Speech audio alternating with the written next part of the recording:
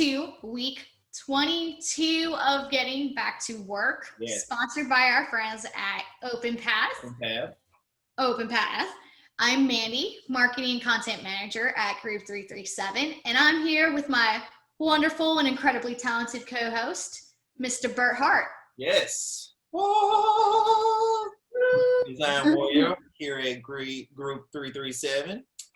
Yes, amazing. Graphics guru. Anything you need from this guy, just amazing. Oh. But anyway, okay. Enough of me complimenting Bert. We have some really great articles for y'all this week, as per usual.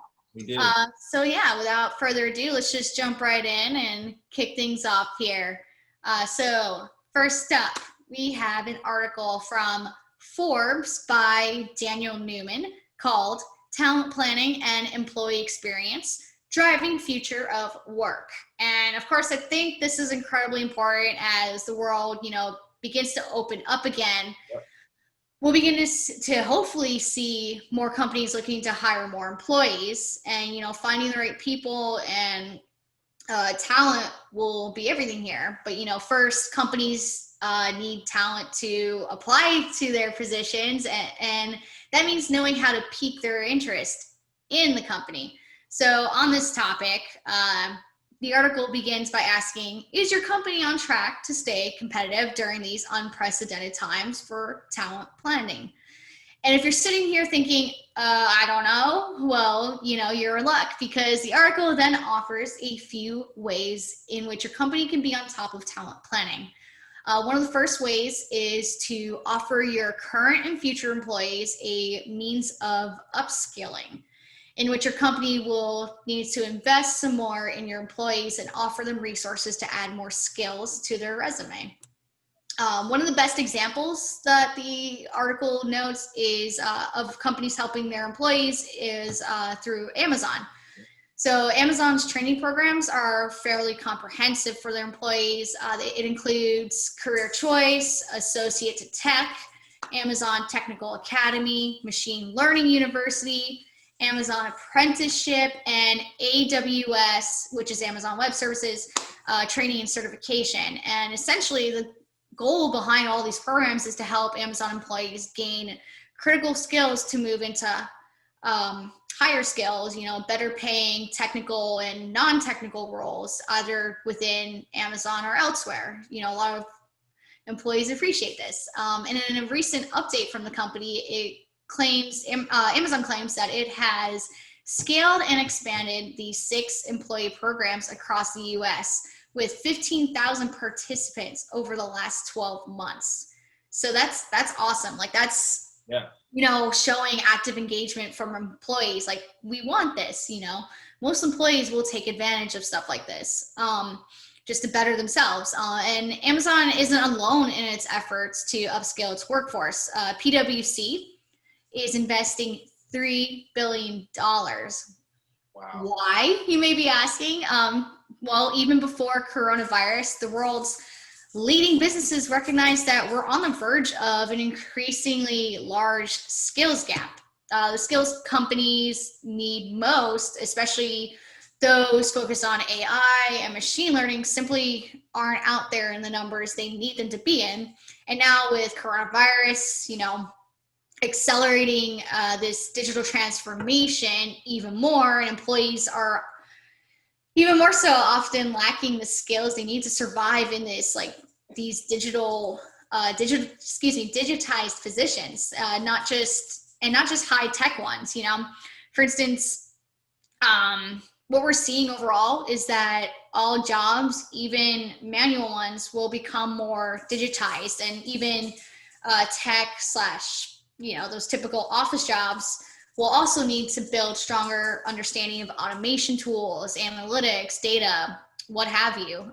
Bus drivers even, they will need to learn to drive smart buses one of these days. Factory workers will need to work in smarter, more automated factories. Office workers will need to be able to read and understand data reports remotely to make more informed decisions. And, in short, every job in the coming decade will need to incorporate some sort of technology. So, offering the tools for employees to better themselves here and learn how to cope with all these changes and just learn new skills will really help. And another thing companies need to offer their current employees and future employees in order to make their company more attractive to the top talent is by offering the benefits most are looking for in this new normal world. Love that term. Not really, but one of these major benefits, the article notes, is more flexible work schedules and shortened work weeks to help manage the increasing stress of working from home with your family, kids, and those unending burdens of having to be a caregiver now on top of being a full-time employee. Like on those days of like the 9 to 5 in office work week and 10 days of vacation are essentially gone. Companies like Google, Netflix, it was Slack, and Facebook have already come out indicating their teammates will not need to return to the office until mid 2021, if at all. Amazon is also offering some much needed support for parents, like discounts on tutoring for those struggling to teach their kids at home and backup childcare for those days when managing kids and work is just too taxing, like it's just too overwhelming. And if coronavirus, has taught employers one thing, it's that oftentimes employees can be far more efficient and productive if they are given more time off and time away from work. Moving forward, companies will need to offer these types of benefits to attract top employees. And finally, the article notes that companies will need to offer technology for the home office as well as the right amount of software employees will need in this new work world. So while many companies may find that they are saving money by not needing to pay for office spaces, they should still consider offering employees help with outfitting their home work environments with the right equipment. Like, for instance, a computer and a desk. It's very helpful. I know that I strongly benefited from getting myself a second monitor so I can work back and forth. And some major companies are already beginning to do this. Companies such as Facebook and Google are offering funds to help employees build their home offices and offset the cost of working from home. And obviously, it would really, depend on the resources a company has, but smart companies that are capable are recognizing that investing now in any form will mean more efficient workers later. Yep. And then finally, offering that right amount of remote work software can really top everything off here. As you'd imagine, most companies had to up their remote work game when coronavirus hit. And this included an influx of investment in collaboration, software defined networks, like the SD-WANs of the world and VPN and other communication tools that allow teammates to work together even though they're apart. Still, and even so, it's becoming clear that humans have a very clear limit as to how many online meetings they can sit through without suffering from stress and fatigue of it all. The article then offers highlights how we really need to be careful. It highlights how we really need to be careful not to overwhelm employees with too many unnecessary meetings and instead rely on more work productivity tools to communicate, like Microsoft Teams, Slack, and Asana. Utilizing these tools over adding a bunch of meetings to your staff's calendars will definitely help them fight that Zoom fatigue that is going around and becoming a major concern for many companies. And it's also just a matter of this is something that I think a lot of employees will look for, because these days no one wants to be consumed by endless meetings, and it's something that'll also kind of go into the wellness of companies and their culture. So I wouldn't be surprised if employees ask what are some communication tools going forward in interviews, if they're asking what are some of the communication tools, what kind of level of communication and engagement is expected throughout the day. I wouldn't be surprised if those are questions that employees will begin to ask their potential future employers in interviews. So it's just food for thought. Nice. Yeah. Bert, what you got for us? Well, for this week on my end, I have another awesome article. It is titled 8 Tips for Working from Home During the Holidays, brought to Ooh, us by Live Ops, written by Matt Laurie. Sorry if I mispronounced your name. I perfect. like this article personally because it reminded me of where I was during the holidays, the first time I ever worked remote. And yeah, it's man, it was a struggle for me at first, learning how to deal with, working around my families Mhm. and, trying to keep all my stuff together. So very personal, very, very close to home with this article. But here are some of the tips that you might can use to help your holidays go well while you work from home. Tip number one, plan and shop in advance. Mhm. If there's something that you can do it ahead of time, like wrapping your gifts, making phone calls, planning Mhm. your flights, do it in advance. There's going to be a lot going on, especially if you're working from home. Save yourself the time and just do it early. Tip number two, communicate, negotiate, and ask for what you need. Big one. Tell your family what you need. They will support you. That's what they're there for. If you need more time to work during specific hours throughout the day, let your family know. Because it's COVID, because the pandemic is going on right now. Your family is going to always be around for the most part. But just let them know your needs. Let your employer know that, hey, I need a little bit more time on this day to take care of things because of all the activities going on for the holidays. But yeah, just communicate. That's key. Tip number three, take breaks more often than you might think you need to.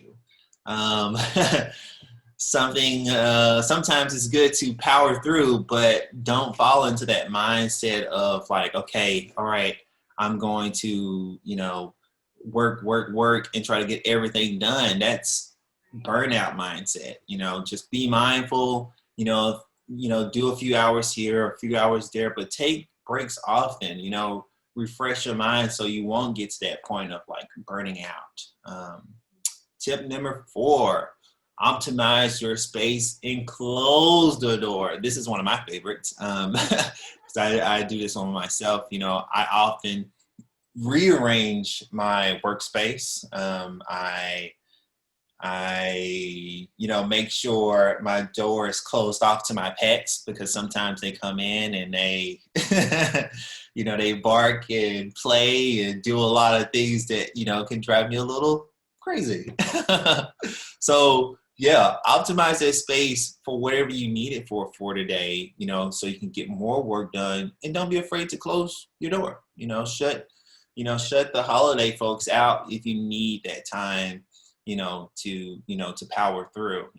Again, it's the holidays. There's a lot of festivities going on. The Christmas music is playing. I can't tell you how many times I've heard the pentatonics. But yeah, shut that door. Take some time. Take some time to kind of power through and focus in. Zen like. Tip number five. Take advantage of the nights in the morning. This has become one of my most favorite tips here because I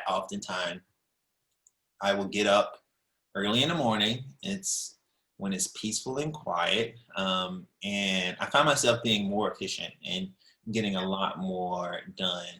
Now, it's not that noisy throughout the day for me on my end, but it's something about that morning time after getting up and getting your routine started, having those morning hours to get a little bit more done. Same can be said with making time, taking advantage of the night times or whatever, because sometimes I'm not doing anything and I'm watching Netflix and I'm like, I just spent 2 hours watching Netflix. Let me do something a little bit more productive.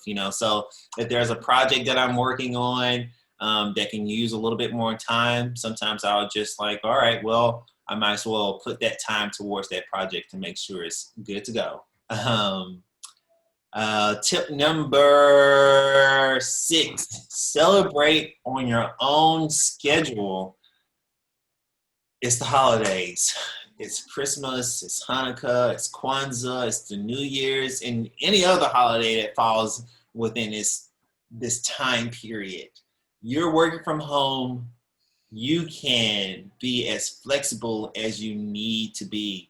So celebrate on your own time. So you don't necessarily have to go and do certain things, with your family members, socially distanced celebrations and stuff like that. You don't have to, pick a time that works best for you and your schedule because, you're working remote. You have that flexibility now to kind of do those certain things.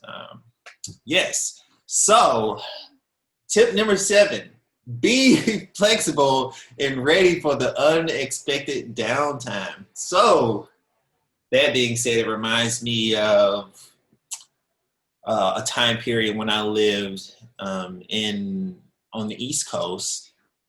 There was a snowstorm that came through, and everyone was shut in, and I couldn't make it to work. And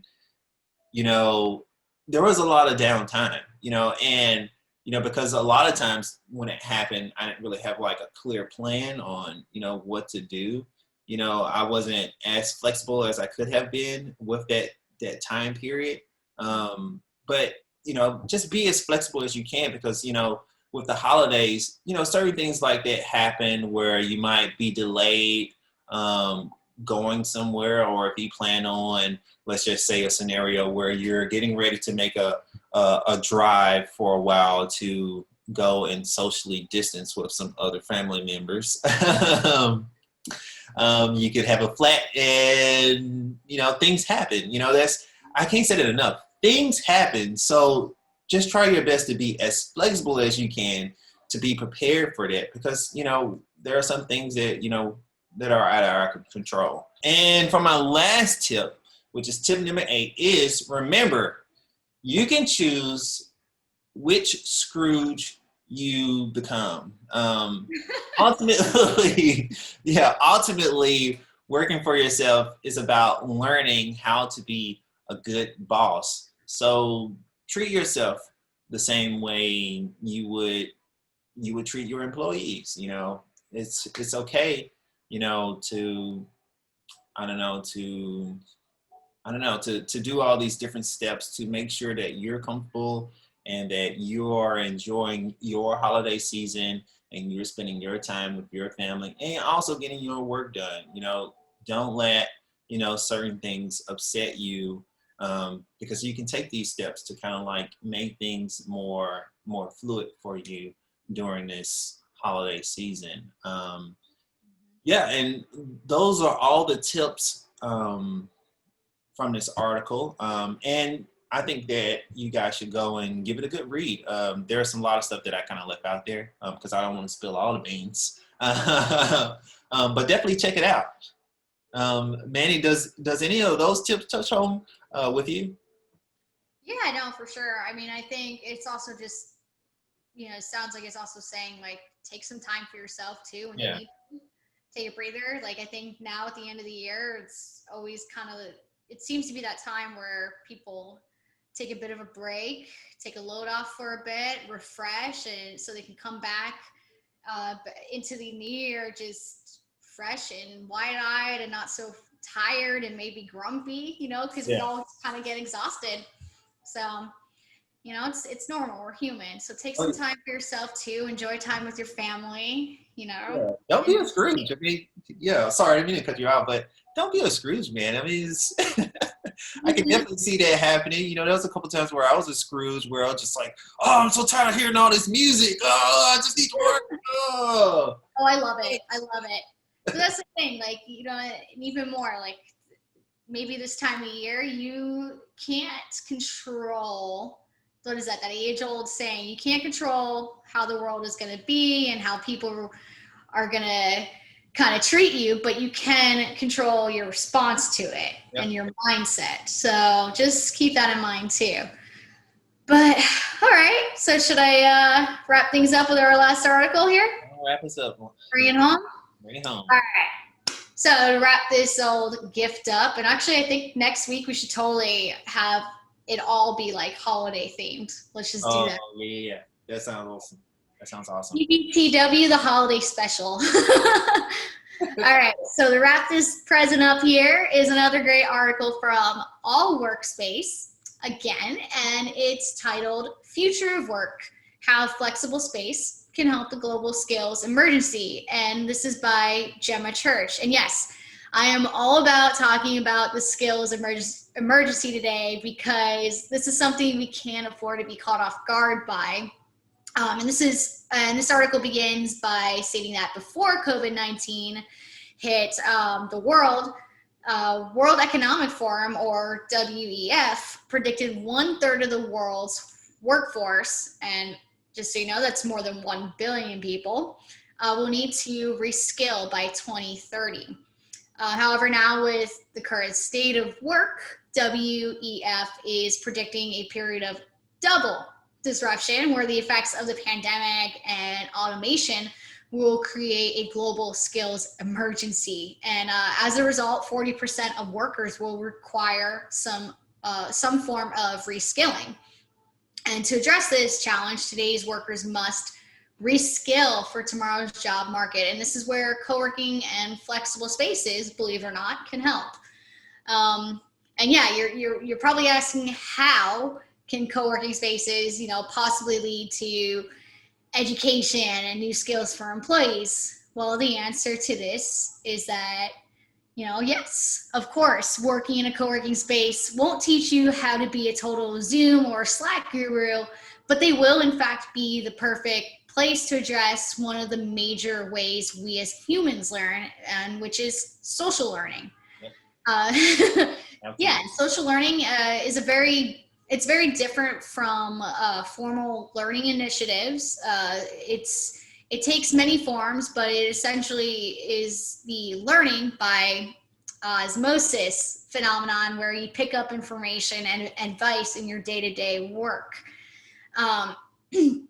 Slowly absorbing new information every day.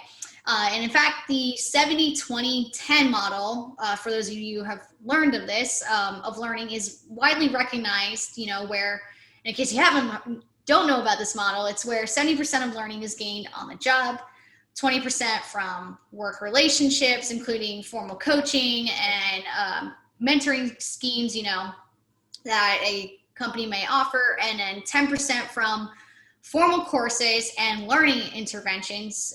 And social learning comprises the first 2 points of all of this, making up 90% of all work-based learning. So it's pretty helpful. Social learning phenomenon is also rising in popularity, with 94% of business leaders expecting employees to pick up new skills on the job, which is a sharp uptick from 65% in 2018, according to the WEF report. And, and as the pandemic messes with our social learning abilities, co-working spaces are perfectly placed to buck this trend here. Flexible workspaces could provide people with a safe space to learn and collaborate again. The article continues to offer some more insights on how companies can begin to encourage the use of co-working spaces for their employees. And it also offers some apps and new pieces of technology that will complement use of co-working spaces. Overall, I strongly recommend you check the article out for yourself if it interests you, but I'd say I'm totally open to using a co-working space, especially since I actually really do miss collaborating on projects in person with my coworkers. So whatever kind of space that means, maybe if I'm just tired of being at home working, and maybe I'm able to learn through others somehow by this osmosis, I might take advantage of these co-working spaces. Absolutely. Yeah, and with that, believe it or not, we have just wrapped up week 22 of GBTW. Thank you all again to Openpath. And to those of you who tuned in, of course, we really appreciate you, and we look forward to sharing more on getting back to work news with you next week. Absolutely. In our GBTW holiday special. I hope you all have a great weekend, and don't forget to subscribe to the newsletter.